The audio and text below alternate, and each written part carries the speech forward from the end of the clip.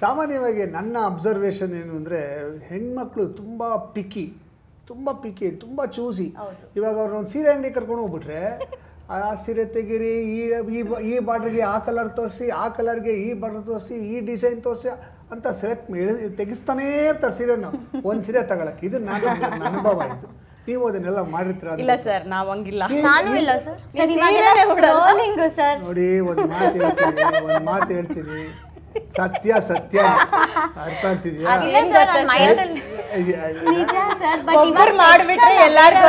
Scroll ಮಾಡ್ಕೊಂಡು ಹೋಗ್ತೀವಿ ತೆಗಿಬಿಡಿ ನಾನು ಇಲ್ಲಿಂದ ನೋಡ್ತಾ ಇದ್ದೀನಿ. ಅಲ್ಲ, ಅರ್ಥ ಅದೇ. ಎನಿವೆ, ನಾನು ಏನಕ್ಕೆ ಇದನ್ನ ಹೇಳಿದೆ ಅಂದರೆ, ಬೆಂಗಳೂರಲ್ಲಿ ಬೇಕಾದಷ್ಟು ರೆಸ್ಟೋರೆಂಟ್ಸ್ ಇದೆ, ಬೇಕಾದಷ್ಟು ಹೋಟೆಲ್ಗಳಿದೆ, ಈಟ್ರೀಸ್ ಇದೆ. ಇಂಥ ಜಾಗಕ್ಕೆ ಹೋಗಿ ರಿವ್ಯೂ ಮಾಡಬೇಕು ಅಂತ ಹೆಂಗೆ ಡಿಸೈಡ್ ಮಾಡ್ತೀರಾ ನೀವು? ಯಾಕೆ ಡಿಸೈಡ್ ಮಾಡ್ತೀರಾ? ಅದು ನೋಡಿದ್ರೆ ಹೋಗಬೇಕು ಅಂತ ಅನಿಸುತ್ತೆ ಸರ್. ಯಾಕೆಂದರೆ ಆ ಫುಡ್ಡು ಚೆನ್ನಾಗಿ ಕಾಣಿಸುತ್ತೆ. ಫಸ್ಟ್ ಬೇರೆಯವ್ರು ಇದರಲ್ಲಿ ನೋಡಿರ್ತೀವಲ್ವಾ, ಇಲ್ಲಿಗೆ ಹೋಗ್ಬೇಕು. ಬೇರೆಯವರು ನೋಡಿದ್ದನ್ನ ನೀವು ಹೋಗಿ ರಿವ್ಯೂ ಮಾಡ್ತೀರಾ? ನೀವು ಸ್ವಂತವಾಗಿ ಮಾಡ್ತೀರಾ? ಸ್ವಂತವಾಗಿಲ್ಲ, ನೋಡಿದಾಗ ಅನ್ಸುತ್ತೆ. ಇಲ್ಲ ಅಂದ್ರೆ ನಾವು ಹೋಗಿರೋದು ತುಂಬಾ ಕಮ್ಮಿ. ಯಾಕೆಂದ್ರೆ ಇವಾಗ ಇನ್ಸ್ಟಾಗ್ರಾಮ್ ಅಂತೂ ಬೂಮಲ್ಲಿ ಇದೆ ಸರ್. ಅದ್ರಲ್ಲಿ ನೋಡಿದ್ರೇನೆ ಆಲ್ಮೋಸ್ಟ್ ನಮ್ಗೆ ಗೊತ್ತಾಗೋದು. ಇಲ್ಲ ಅಂದ್ರೆ ಅಷ್ಟು ಬೇಗ ಮೊದಲು ಯೂಟ್ಯೂಬ್ ಅಲ್ಲಿ ನೋಡಿ ಹೋಗ್ತಾ ಇದ್ವಿ. ಇವಾಗಂತೂ ಸ್ಕ್ರಾಲ್ ಮಾಡ್ತಾರೆ, ಬರೀ ಇನ್ಸ್ಟಾಗ್ರಾಮ್ ಅಲ್ಲಿ ಫುಡ್ ರೆಸ್ಟೋರೆಂಟ್ಸ್ ಯಾವ್ಯಾವ್ದು ಓಪನ್ ಆಗ್ತಾ ಇದೆ ಅನ್ನೋದೇ ಬರುತ್ತೆ. ಅವಾಗ ನಮ್ಗೊಂದು ಕ್ಯೂರಿಯಾಸಿಟಿ, ಇಲ್ಲಿ ಹೋಗಬೇಕು, ರಿವ್ಯೂ ಮಾಡೋಣ, ಹೊಸದಾಗಿ ಕಾಣ್ತಾ ಇದೆ, ಪ್ರೆಸೆಂಟೇಷನ್ ಚೆನ್ನಾಗಿದೆ, ಯಾಕೆ ಮಾಡಬಾರ್ದು, ಲೆಟ್ಸ್ ಗಿವ್ ಎ ಟ್ರೈ ಅಂತ ಅನಿಸುತ್ತೆ. ಹಾಗಾಗಿ ಹೋಗಿರ್ತೀವಿ. ಒಂದೊಂದು ಸರಿ ಹೋದ್ಮೇಲೆ ಅಯ್ಯೋ ಇಷ್ಟೇನಾ ಅಂತ ಅನ್ಸ್ಬಿಟ್ಟಿರುತ್ತೆ. ಒಂದೊಂದು ಸರಿ ವಾವ್ ಬಂದಿದ್ದಕ್ಕೂ ಸಾರ್ಥಕ ಆಯಿತು ಅಂತ ಕೂಡ ಅನಿಸಿದೆ. ಅದರ mixed reviews, mixed experiences. Sir, ನಾನು ಹೆಂಗೆ ಎಕ್ಸ್ಪ್ಲೋರ್ ಮಾಡೋದಂದರೆ ತುಂಬ ಇಡನ್ ಪ್ಲೇಸಸ್ನ ಎಕ್ಸ್ಪ್ಲೋರ್ ಮಾಡ್ತೀನಿ. ಸೊ ಈಗ ರೀಲ್ಸಲ್ಲಿ ಹೋಗಿ ನೋಡಿ, ರೀಲ್ಸಲ್ಲಿ ತೋರಿಸೋದೆಲ್ಲ ಗಿಮಿಕ್ ಅನ್ನೋ ಡೈಲಾಗ್ ಎಲ್ಲ ಬರುತ್ತಲ್ಲ, ಅದಕ್ಕಿಂತ ನಾವು ಕಂಟೆಂಟ್ನ ಏನು ಪೋಸ್ಟ್ ಮಾಡ್ತೀವೋ, ಇಲ್ಲಾಂದರೆ ನಾನೇ ಓನಾಗಿ ಎಕ್ಸ್ಪೀರಿಯನ್ಸ್ ಮಾಡ್ಬೇಕಂದ್ರೂ first I will see hygiene. It's very important, ಆಯಿತಾ? ಈಗ because health issues, health conscious ಅಂತೆಲ್ಲ ಬಂದಾಗ ನಾವು ವರ್ಕಿಂಗ್ ಪ್ರೊಫೆಷನಲ್ಲಿ ಇರೋದ್ರಿಂದ ಮನೇಲಿ 1 ಟೈಮ್ ತಿನ್ನೋದು 2 ಟೈಮ್ ಆಚೆನೇ ಜಾಸ್ತಿ ತಿಂತೀವಿ. ಸೊ ಮೇನ್ ಕನ್ಸರ್ನ್ ಹೆಂಗಿರುತ್ತೆ ಅಂತಂದರೆ ಹೈಜಿನ್ ಹೆಂಗಿದೆ, ಕ್ವಾಲಿಟಿ ಹೆಂಗಿದೆ, ಕ್ವಾಂಟಿಟಿ ಹೆಂಗಿದೆ, ಜನ ಏನಕ್ಕೆ ಅಲ್ಲೋಗಿ ತಿನ್ನಬೇಕು. ಈಗ ನಾನು ತೋರಿಸ್ತಾ ಇರೋದು ಹೆಚ್ಚಲ್ಲ ರೀಲ್ಸಲ್ಲಿ, ಜನ ಯಾಕೆ ಅಲ್ಲೋಗಿ ಟೇಸ್ಟ್ ಮಾಡಬೇಕು ಅನ್ನೋದು ಫಸ್ಟು ನನಗೆ ಅಶ್ಯೂರೆನ್ಸ್ ಇರಬೇಕು.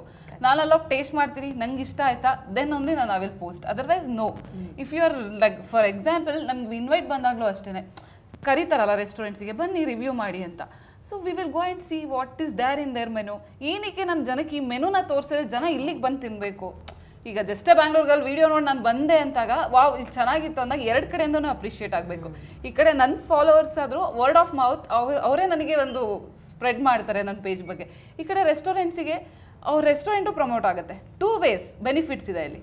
ಸೊ ಹಾಗಾಗಿ ಜೆನ್ಯೂನ್ ಕ್ವಾಲಿಟಿ, ಒಳ್ಳೆ ಕ್ವಾಲಿಟಿ ನಾವು ಟೇಸ್ಟ್ ಮಾಡಿ ನಮಗೆ ಕರೆಕ್ಟಾಗಿ ಅನ್ನಿಸ್ತು ಅಂತ ಮಾತ್ರ ಜನ ಕನ್ವಿನ್ಸ್ ಮಾಡಬೇಕು.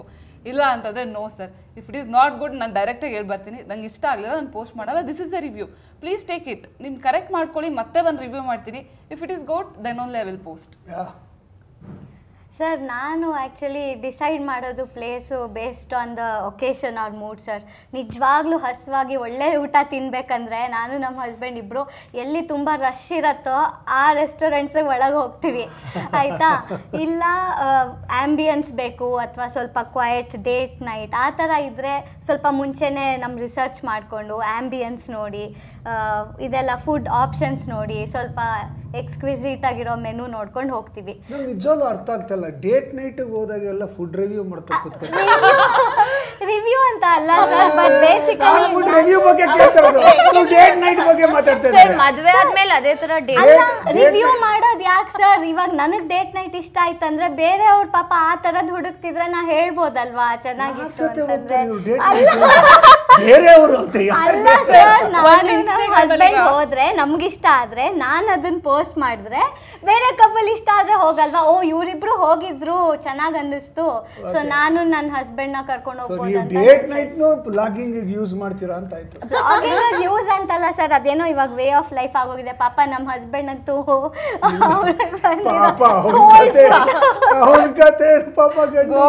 ತಿನ್ನೆ ಇರ್ರಿ ಒಂದ್ ನಿಮಿಷ ಫೋಟೋ ಅಯ್ಯೋ ಫೋಟೋ ಎಲ್ಲ ಆಂಗಲ್ ಲೈಟ್ ಗೀಟ್ ಎಲ್ಲ ನೋಡ್ತೀವಿ. ಅಲ್ಲ ಸರ್, ಬಟ್ ನಾವು ಡಿವೈಡ್ ಮಾಡ್ತೀವಿ. ಅಂದ್ರೆ ಕೆಲವು ಸತಿ ಸ್ಟ್ರಿಕ್ಟ್ಲಿ ನೋ ಫೋನ್ ತರ ಡೇಟ್ ನೈಟ್ಸ್ ಇದೆ, ಬಟ್ ರಿವ್ಯೂ ಮಾಡಕ್ಕೆ ಅಂತ ಲೈಕ್ ಆ ಥರ ಸ್ವಲ್ಪ ಸ್ಪೆಷಲ್ ಒಕೇಶನ್ ಜಾಗ ಇಲ್ಲ ಅಂತಂದ್ರೆ ಹಸ್ವಾದಾಗ ಆರಾಮಾಗಿ ಹೋಗಿ ಚೆನ್ನಾಗಿರೋ ಊಟ ತಿನ್ಕೊಂಬರೋ ಜಾಗಗಳಿಗೂ ಹೋಗಿ ರಿವ್ಯೂ ಮಾಡ್ತೀನಿ. ನಾನು ಗೌತಮಿ ಹೇಳಿದ ಆಲ್ಮೋಸ್ಟ್ ಸಿಮಿಲರ್ ಸರ್. ನಾನು ಹೈಜೀನ್ಗೆ ತುಂಬ ಪ್ರಾಮಿನೆನ್ಸ್ ಕೊಡ್ತೀನಿ. ಬಿಕಾಸ್ ನಾನು ಏನೋ ಒಂದು ತೋರಿಸ್ತಾ ಇದ್ದೀನಿ ಇನ್ಸ್ಟಾಗ್ರಾಮಲ್ಲಿ ಅಂದರೆ we are responsible for what we are showing on Instagram. So ಆ ರೆಸ್ಪಾನ್ಸಿಬಿಲಿಟಿ ನನ್ನ ಮೇಲಿದೆ as an influencer, as a blogger.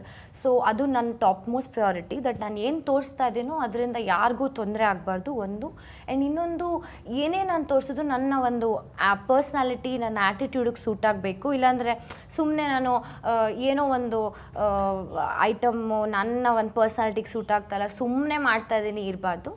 ನನಗೆ ಕಾನ್ಫಿಡೆನ್ಸ್ ಇರಬೇಕು. ಓಕೆ, ನನಗೆ ಇದು ಇಷ್ಟ ಆಯಿತು ಅಂತ. ಅವಳು ಗೌತಮಿ ಹೇಳ್ದಂಗೆ ತುಂಬ ಸತಿ ಹೋಟೆಲ್ ಇಂಡಸ್ಟ್ರಿ ಎಷ್ಟು ಕಷ್ಟಪಡ್ತಾರೆ ಅಂತ ನಮಗೆ ಗೊತ್ತು.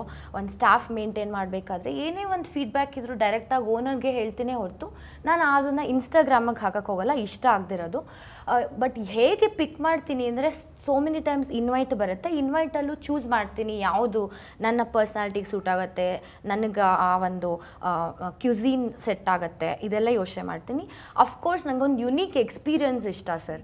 ಬರೀ ಊಟ ಮಾಡೋಕ್ಕೆ ನಂಗೆ ಇಷ್ಟ ಆಗಲ್ಲ. ಇವಾಗ ಫಾರ್ ಎಕ್ಸಾಂಪಲ್ ಒಂದು ಕಾಕೇದಿ ಹಟ್ಟಿ ಅಂತ ಮೊನ್ನೆ ಹೋಗಿದ್ವಿ, ಇಷ್ಟು ದೊಡ್ಡ ನಾನ್ ಇತ್ತು. ಸೊ ಆ ಥರ ಏನೋ ಒಂದು ಹೊಸದಾಗಿ ನಮ್ಮ ಆಡಿಯನ್ಸಿಗೆ ಕೊಡಬೇಕು ಅಂತ ಯಾವಾಗಲೂ ನಾನು ಟ್ರೈ ಮಾಡ್ತಾ ಇರ್ತೀನಿ. ಫ್ಯಾಂಟಾಸ್ಟಿಕ್.